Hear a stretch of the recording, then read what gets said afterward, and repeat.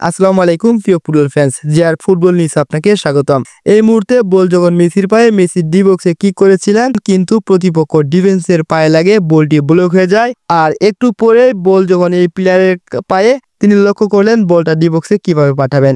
এই ডিফেন্ডারের কাছে বলটি দেওয়ার জন্য চেষ্টা করলেন, কিন্তু সে তো অফসাইড মুডে আছে, তাই তাকে বল দেওয়া যাবে না। অন্যদিকে এই প্লেয়ারটাও সে নিজেও অফসাইডে আছে। আর এই দুইজন ডিফেন্ডারের মাঝখানে একটা প্লেয়ার, একে তো বল দেওয়া একেবারেই মুশকিল। তাই তিনি চিন্তা করলেন এই দুইজনকে বল দেওয়া যায় কিনা। তার পাশের দুজনকে বল দেওয়া যে কথা, তার পায়ে বল রাখাও একই কথা। তিনি তাকে লক্ষ্য করলেন যে মেসি এই মুহূর্তে অন দা বল মুভমেন্ট দৌড়াচ্ছেন, তাই এই প্লেয়ারটা সরাসরি লিওনেল মেসির পায়ে বলটা দিলেন। আর লিও মেসি বল নিয়ে ডি বক্সে তার গতি বাড়িয়ে নিলেন।